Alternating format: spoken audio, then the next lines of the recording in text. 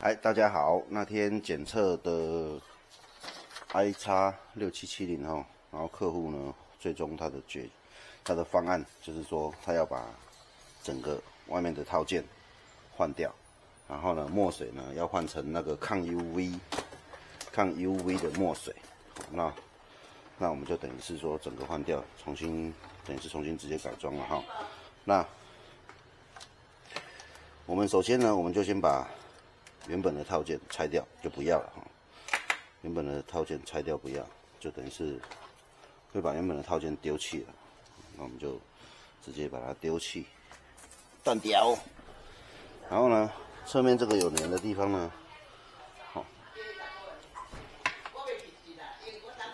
这个可以直接用，这个是酒精哈，这是酒精。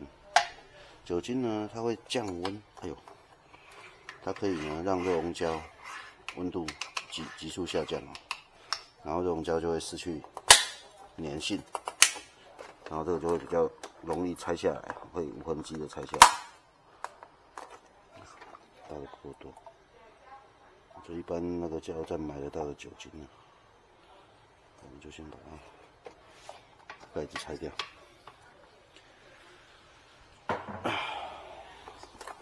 车盖拆掉哈，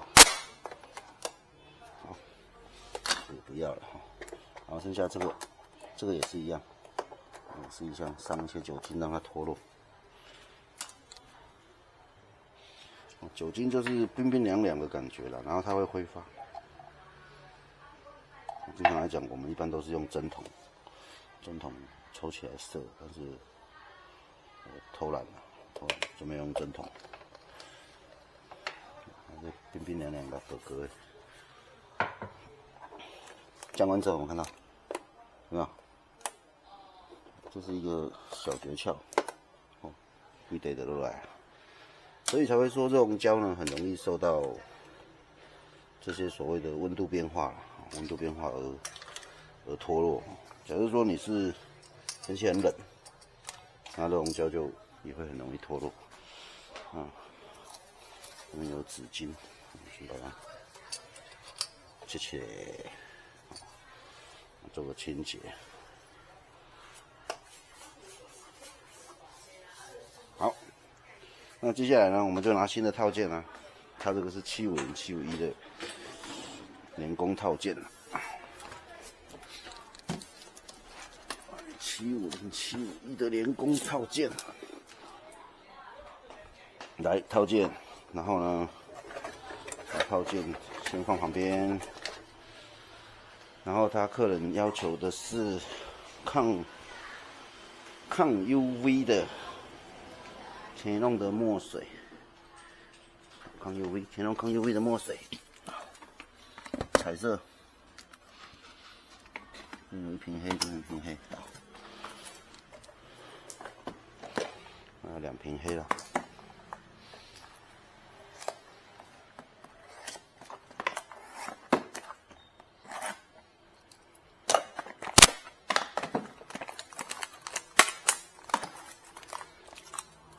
给大家看一下，这个镜都不知道看得清不清楚。抗 UV 染料墨水 ，Canon 专用的哈。然后呢，2个黑色，大黑、小黑都换成抗 UV 的。这样子的话呢，它的印出来的东西呢，图片呢，就比较不会有褪色的问题。好，接下来我会用比较快速的速度直接进行改装、倒墨等等这些动作。解说的话可能就未必咯。当然一边做一边讲啊。来，直接你可以先核对一下颜色对不对？颜色排列蓝、黑、黄、黑、红，颜色排列是对的。所以外置品直接就进行加墨。好，先加黑色，我们用倒的，倒的哈。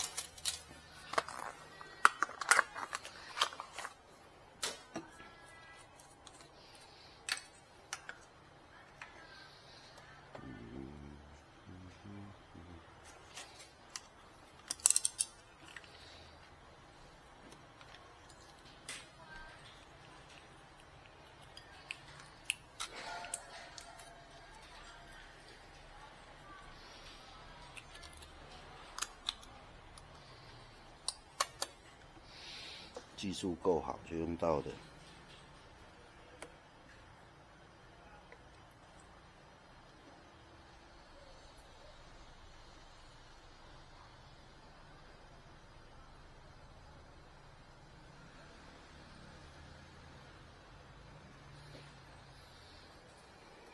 这边是黑色的。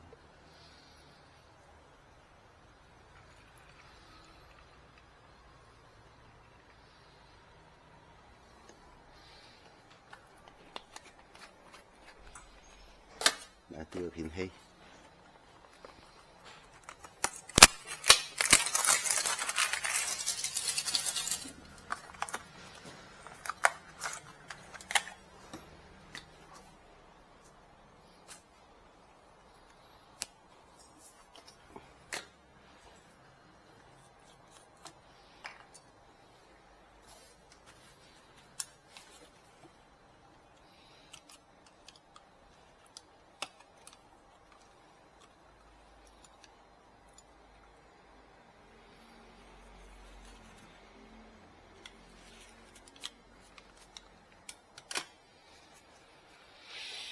好，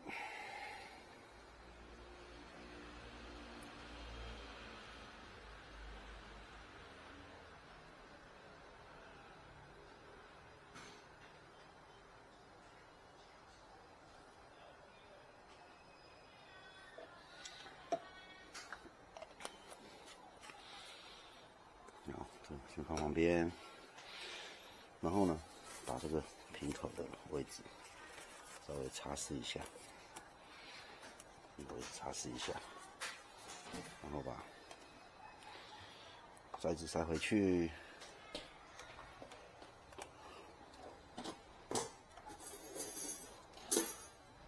接下来我们换彩色。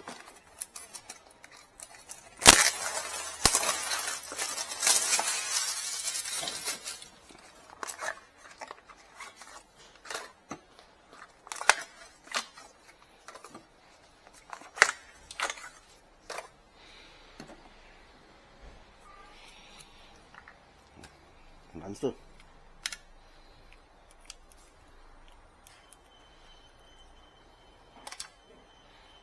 有一层膜没割到，里面有一个膜没割到。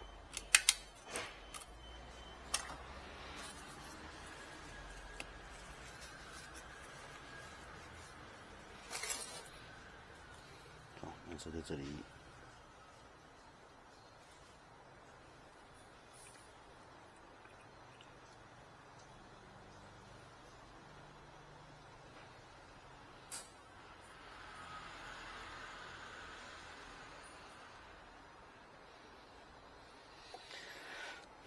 就换句话说，如果你有同样的型号的话，然后看到我们这个机器换新套件有一个好处，就是说这些走线啊、固定哦，就是不用再重新走了哈，直接就是套件换上去，然后放上去就可以用了。好，接下来换黄。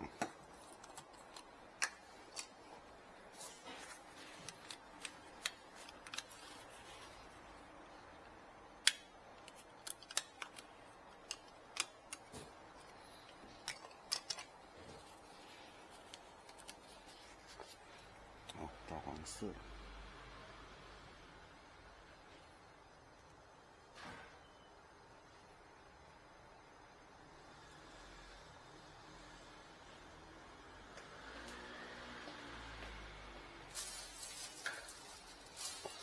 OK， 搞定。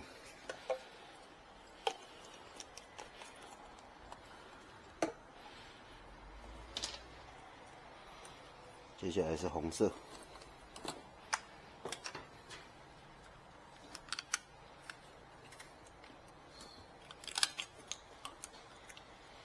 这所费的时间会比之前做检测还要短。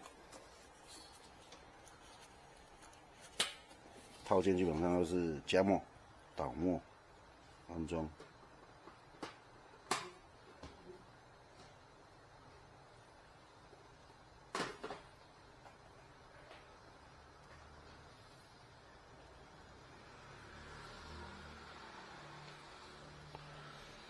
好 ，OK。所有的颜色我们都加完了，好。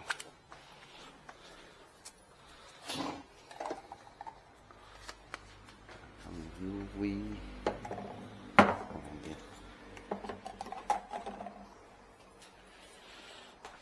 接下来把红色摆起来。之后我们的外制品已经固定了。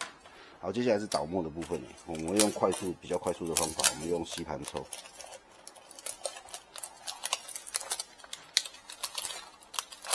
我们不用放的慢慢流。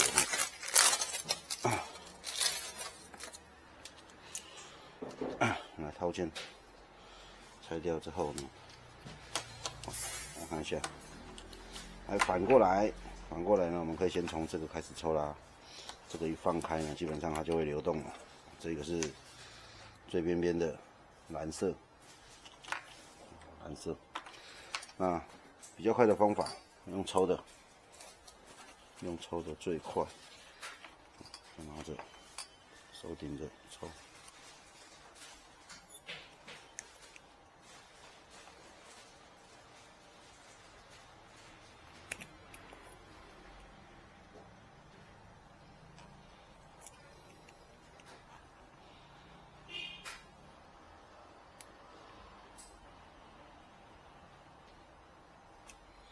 好，抽满之后呢，有一点点把它拿高了。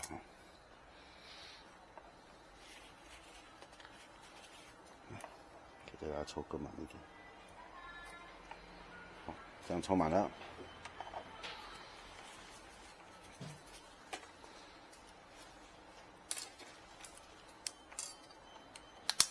把盖子盖起来，要确保盖得好。如果没盖好的话，等下漏墨。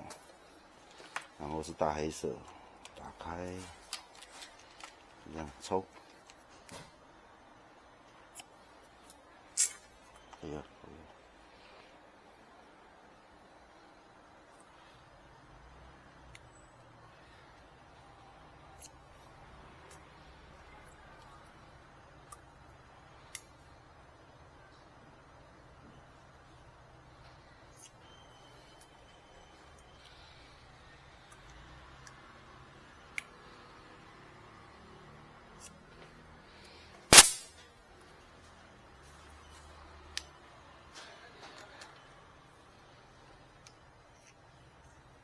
好，这样抽满了。抽完之后，上面这些小多余擦掉，盖起来。不小心喷到了这桶外面，擦一下。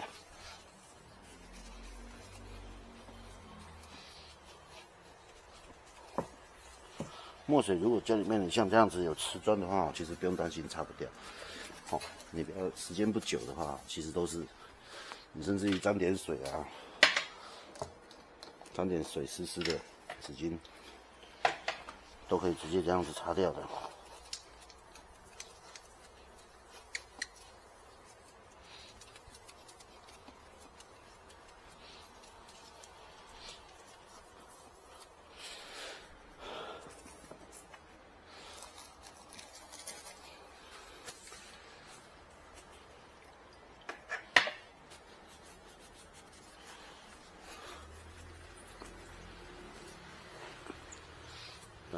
立刻碰到的话，最好是立刻清掉。好，维持干净。接下来我们换颜色，下一个颜色是，然后呢，这个也一样，打掉轻一点。因为我要摕一包新的纸巾。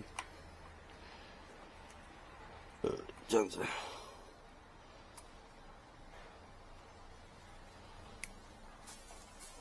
这是黄色，你不用怕说这边已经抽过其他颜色了，照抽。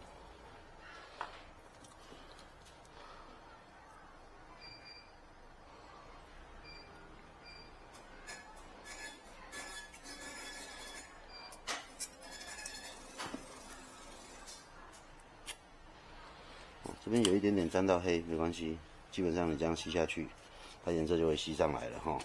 但看不到说刚刚沾到的黑，盖起来，然后再换另一个颜色。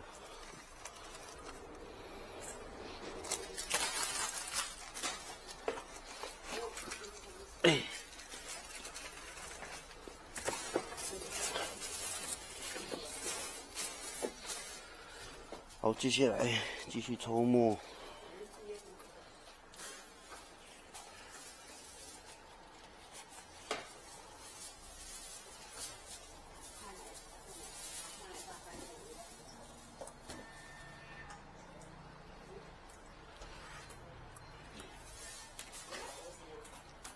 抽的时候其实最好是这底下要顶着。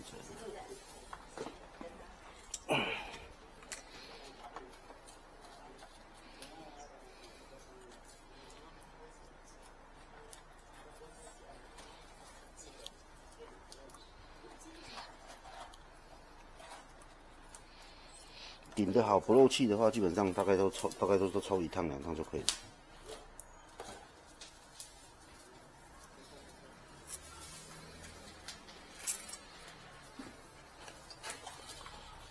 这是小黑色的部分，抽满，盖起来，最后剩下红色。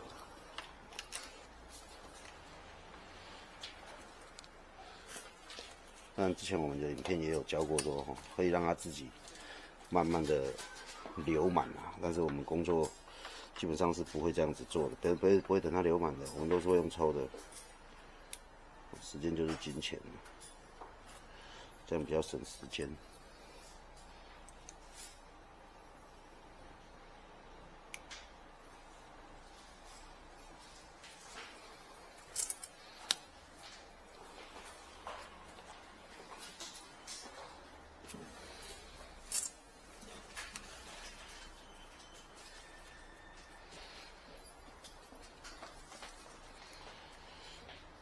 这种东西我们套件卖出去，有人 DIY 就是看个人程度，你怎么弄。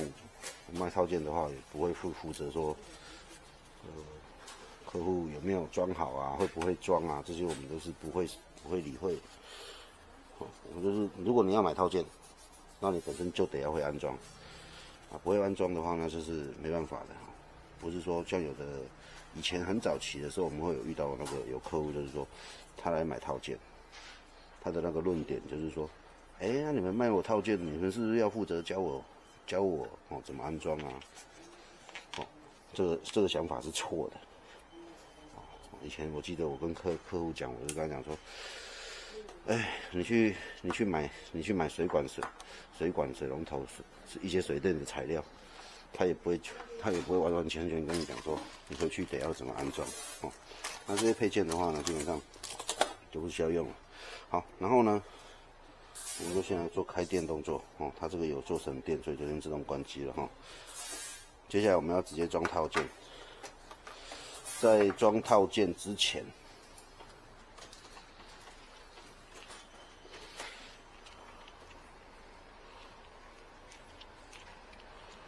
安装套件之前，我们先把管子对夹起来这是一定要的如果你不对夹起来，这个盖子一打开，它就漏墨了。好，接下来呢，因为我们这边有做一个桥形架，我们就把电拔掉。这时候把电拔掉呢，把喷头移到这个位置，这边有一个缺口了，那个位置往上抬，墨水夹先取出来了，忘记了。那像这一组墨水夹呢，就是我们之前有加墨水的，其实它是好的，它是好的。那这个往上抬，之后呢，把那个也不用，就直接这样子，喷头不用取出来，然后把这个盖子可以打开，这个时候可以全开。那你也可以依照它的次序，然后把这个原厂墨水夹装上去，而且是可以的要装上去。它会盖起来，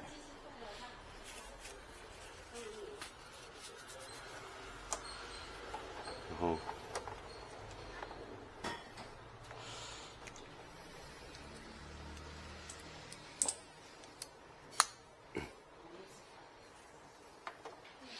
然后这个部分不用怕它漏，因为我们这边夹起来了，所以这边是不会流通的状态。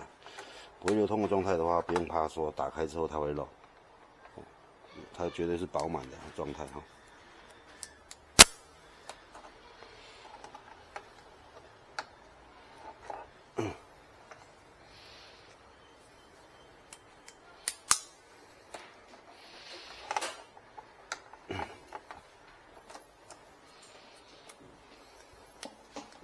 清了3次，清了3次之后是这样。那重点是，就是跟这边这个你要刚刚讲说哦，它这个有点塞，那基本上那个不好清，回去叫它多印。没有那个清不通了，基本上它那个是堵死。好，接下来套件这样子，然后呢，我们就上机。上机的时候，因为它有几种情况啊，像这样 I 叉6770，它的末甲这边距离会比较远，其他的机器呢，它距离不会那么远，所以你就稍微要看一下它这边的位置，然后去做一下管线的小调整。调整好之后呢，就是往下压。好，这个部分就是套件装了，然后呢，把它推到最右边。最左边之后呢，把它固定在这个原本的这个固定架上面。最左边呢，这边不要太紧，也不要太松，就差不多。然后呢，让它出来，这样子，往左，然后往这边，它盖子下压的情况之下，不行。这样不行哈，那我们把那个这部分，它变成是说来到这里，它会有点紧，好，所以呢，以我们来讲，我们会调整这一个管线位置，这一个固定的管线位置。那这边还没有放开哦，你可以把这个基本上往外调整一点会好。调整到这个黑色的位置，因为它太里面，所以它曲折的太里面，所以呢，我们就把管线这个往外放，呢，这边就会出现拉长，我们就管线不重接，直接往外放，然后这边呢，让它往上甩，让它线变长了嘛，变长之后往上甩。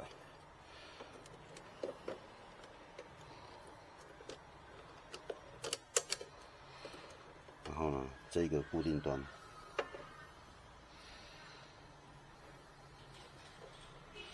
这还要更长一点。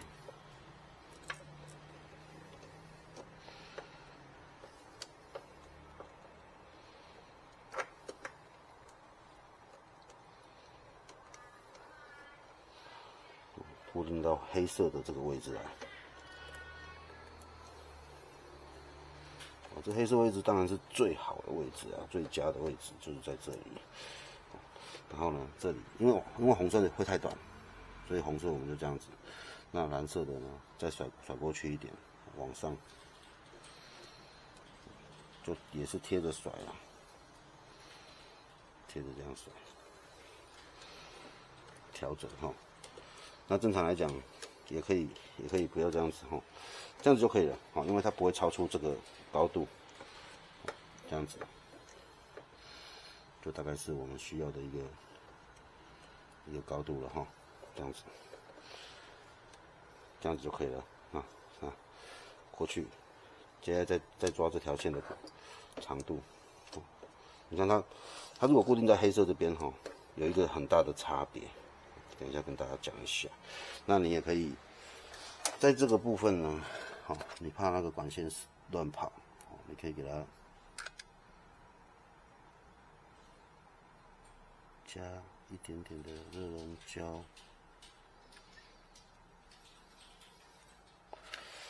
它管线不会乱走，这是一个重点。然后这个部分的话就无所谓，这里的话就无所谓了。甚至于你更严格一点的往后，往这边走，就可以调整好。如果你再是完美一点的话，你就有的人要想要用胶带固定都可以，但是其实这边不用啊，这边不会妨碍到上面。这边离太高、离太远，都不会妨碍的。啊，你如果担心的话，你想固定也可以，就是弄个胶带把它贴一下，甚至于再龟毛一点，这些太长的都可以调整，把它弄短。那基本上是不需要的。然后这黑色调整到，像固定的座在黑色这里跟黄色这里有什么差？在黑色这里的话，它的曲折就会变比较外面，所以呢，它这个末车很大，来到这里黑色变成大概在这个位置。那你如果是黄色的话，它可能就再往内一点的位置。那曲折，你看，我们在这里，黑色大概在这里，那我们的线会多。会不需要留那么长，线留的越长越不好，越不好。那像这样子一出来，它是在这里了，但是如果你曲折在这边的话，它线就要留更长了，因为它会吃掉，它是这样子。那过来这边相对的线没有那么长，它这边线也是会比较浮空，所以这重点就是在这里跟大家讲一下，然后。好，基本上装到这里就 OK 了。然后呢，我们可以开机，把电插回去。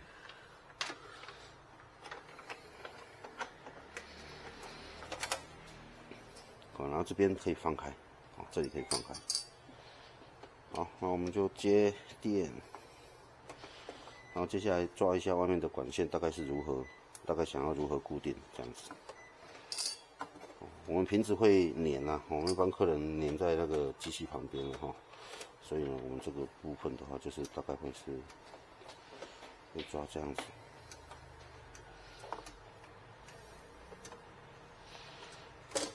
大概是这样子那这里的话就是固定到这里，这样就是一个 OK 的。那我们就开关先给它小塞起来然后做一下测试列印。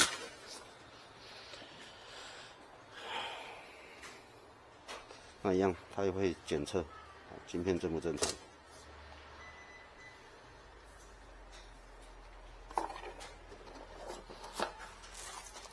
那可以看一下电脑的部分。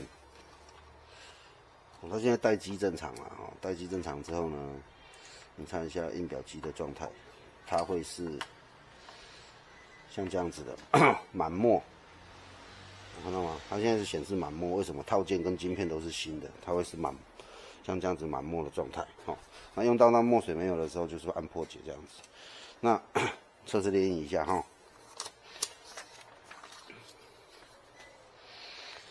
来直接先做一次深度清洁，所有色彩，然后呢按一次列印，所以呢它会。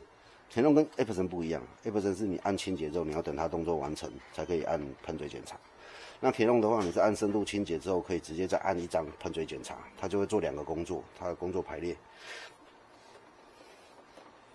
这个我就先留着。然后呢，在它做清洁的当下呢，我们就也顺便来做外置品的固定外置品，那我们会直接粘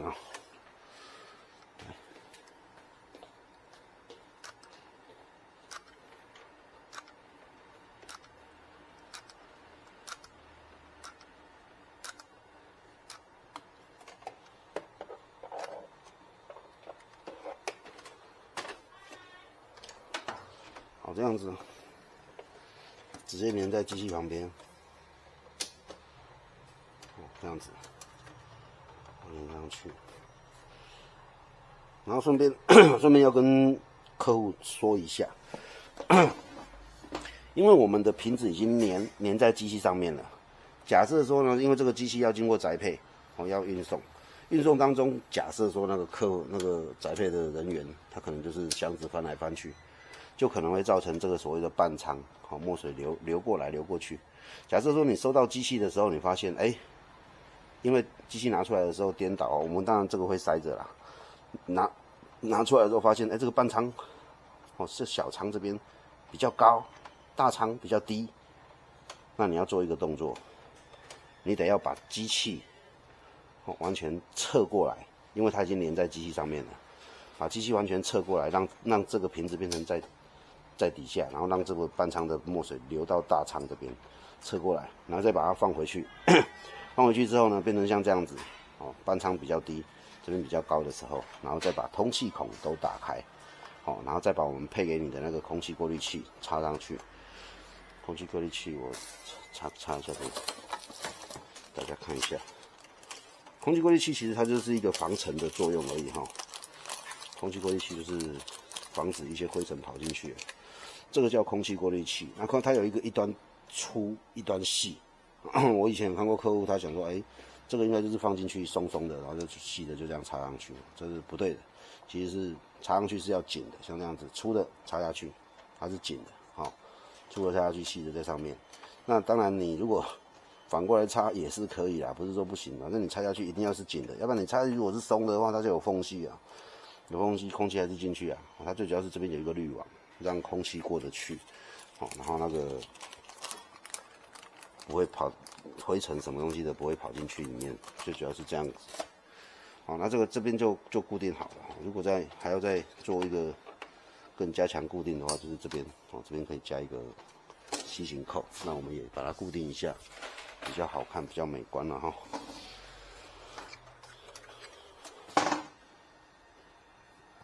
打龙胶圈这里，好，这里做一个C型扣，连着。那等一下我们这个的话，我们就可以直接固定在这里，那它就比较会悬空。然后这个会扭曲，是因为之前套件它本来就，但是你如果这样子固定久了，它就不会扭了。所以把它固定起来，它都不会扭。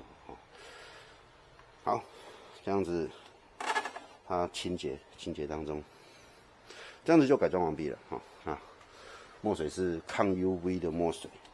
抗 UV 的墨水，就是说你印出来的照片啊，如果经过太阳晒或是怎么样它是不容易褪色的，这是一个重点。那相对的呢，客户朋友他也要以后买墨水就要买的那种抗 UV 的墨水，不能混啊，就跟我们去汽车加油一样，不可以混。我看一下，如果是在机器里面的话，印是这样子，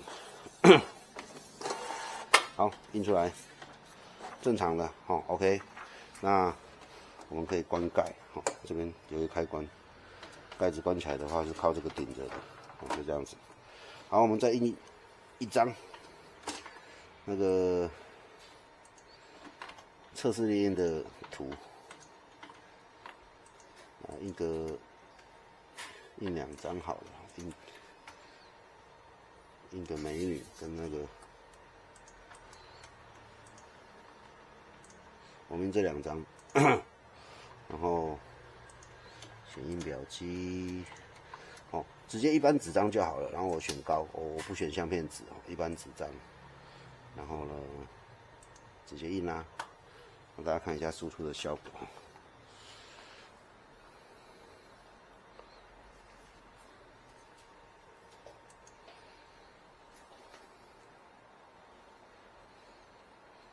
那印出来这个效果呢，我们会随机付给客户，然后影片的话呢，一样会给客户看。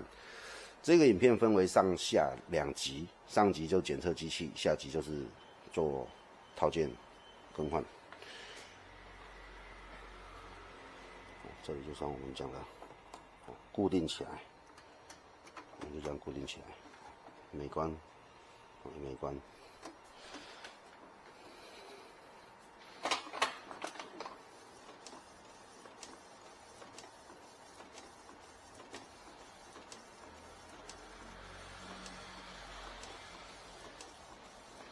像这个走的时候，管线会打到这个上面的上盖，管线嘛，它这样跑嘛，这样跑过来的时候往上打，会这边上盖会有声音。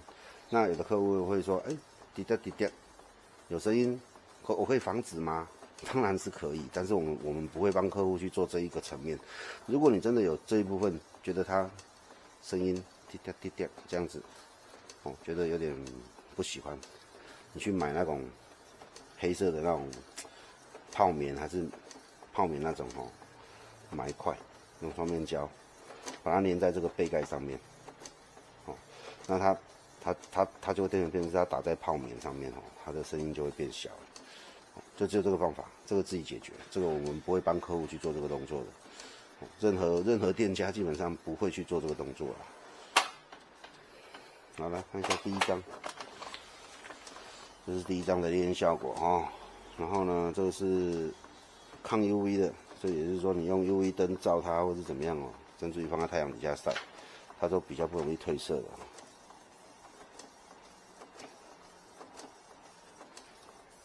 你看到吗？就是这个部分，它相对的位置会顶在这里。如果你希望它不要有那个的话，就是这边粘一块棉花，就可以杜绝它的那个，防止它的声音太大了。有的人很不喜欢这样子，那基本上我们就是交机的时候会是这样子交机。好，那这机器就改装完毕了，等一下就会直接装箱。然后呢，但是因为明天是礼拜六，我们就礼拜一才会帮客户寄出。然后呢，这边客户他有附资料寄回去的资料，那我们就会直接把那个帮客户寄回去，然后这些是之前给客户的报价，然后货到付款，再配货到付款这样子。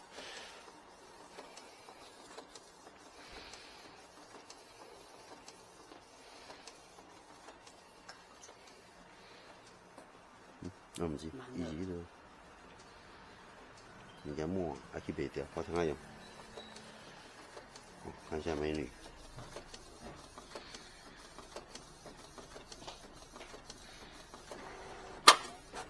好，这个粉嫩的那个皮肤的部分表现的也 OK。5色的机器算是这样子了，已经蛮 OK 的了。好，那这样就改装完毕啦，那我们就顺便关机。现在帮我摕一个小封口袋，然后装5粒空气过滤器，这个会付给客户。然后呢，这边来讲，顺便提一下，这里是它的那个废墨管，然后这边给它装一个粘的位置。卡刀，剪刀，这是无粘性的，这是，OK。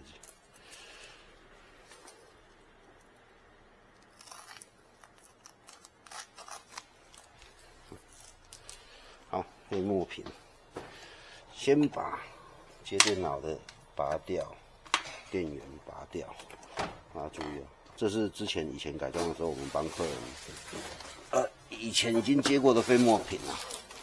那 Canon 的飞墨瓶呢，它很妙的，它要接的话，哎呀，擦露出来，这个等一下擦一下啊。它接的时候要接2个管线，那我们就因为要系嘛，避免这个流出来，我们就这边帮客人清一下，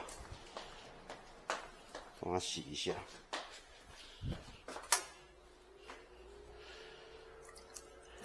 这是最好，邮寄之前把飞沫冲一冲倒掉，洗一下。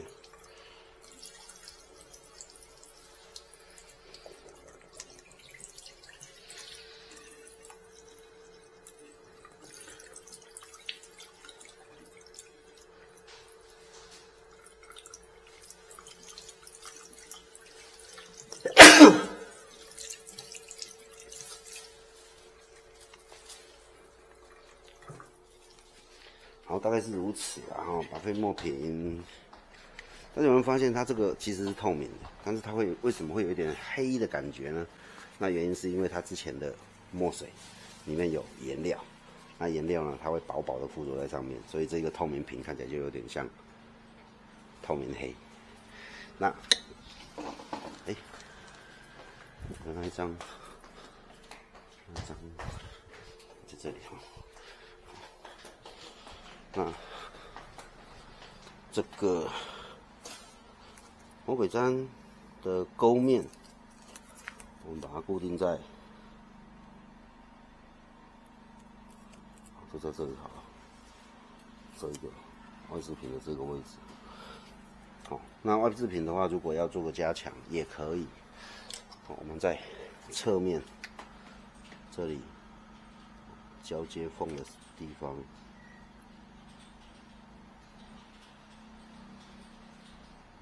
有点嘛类似用怕实力控的感觉，做个加强，但是基本上不用了哈。好，那田龙的飞梦哦有2条，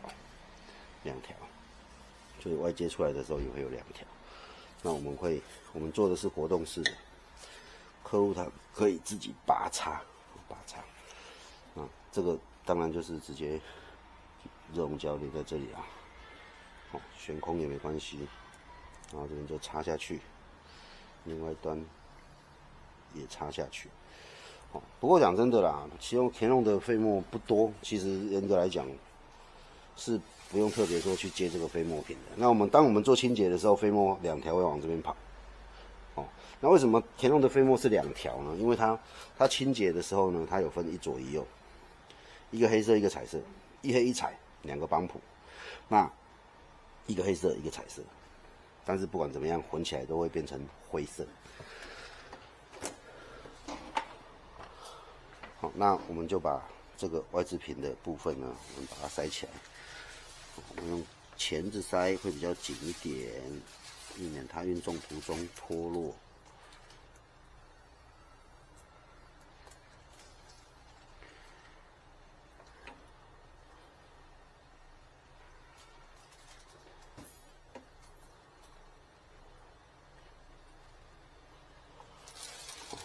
这样子，然后就装袋子啊。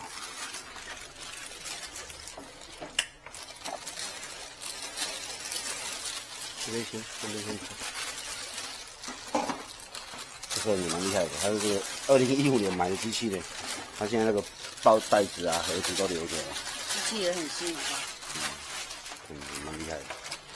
哦，这样子，电源线呢是客户付的，我们没有用到，但是我们还是配回去给他，就另外放，这个另外放。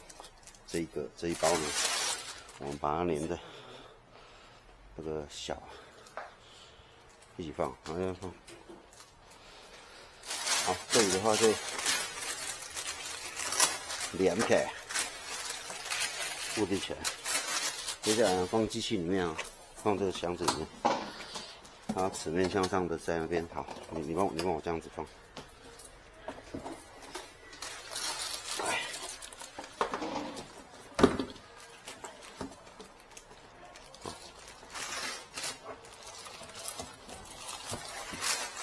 机器的时候，我们放的时候是这样子，然后这边的话呢，就是它基本上2边会是紧的状态啊。那做一下还有没有一些防撞的东西啊？哦，这个你要找它那个。没关系，我这边先给它。这个可以固定在这个角度。这个，这边刚好有4个。这里也是，最好是有点夹的感觉。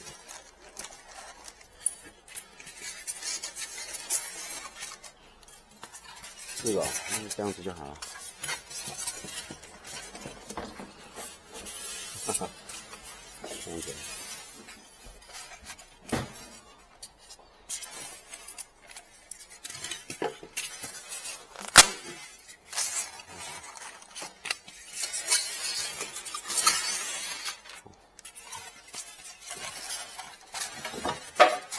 因为这个应该是在机器的这个。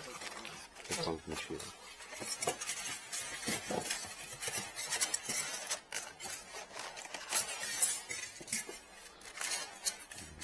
倒过来。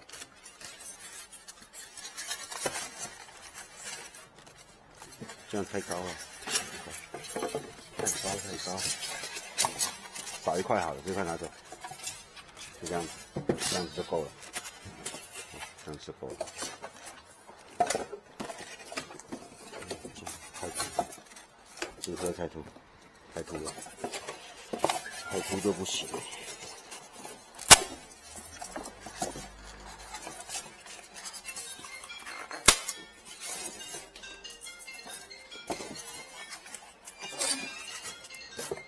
这边不会太凸，这边。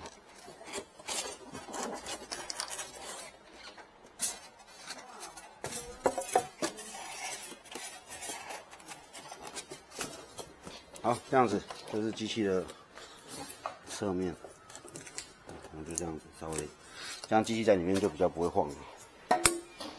固定起来，粘起来，这个胶带，我先扶一下胶带，那就一整个，我们机器就是这样子，就会发给客户。后面呢，就期待，希望。我们的宅配大哥，可以帮我们在运送途中好好的照料，因为其实做这一行那么久，我们有时候也是会遇到说宅配啊摔的问题，或多或少吧，因为其实司机有时候不好说，可能就是今天比较累，力气比较没有。就是给你有机会摔一下，干嘛？封起来。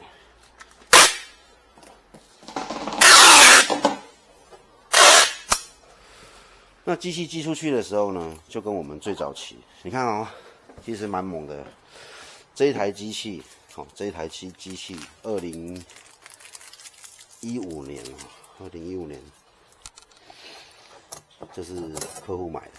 当时也是用寄的给客户改装，也是寄给客户。然后这一张已经是2015年印的了，它还是很鲜艳，所以是很不错的。然后我们就基本上这样就改装维修完毕啦。好，那礼拜一我们会在上面贴单，然后直接寄给客户，就这样子。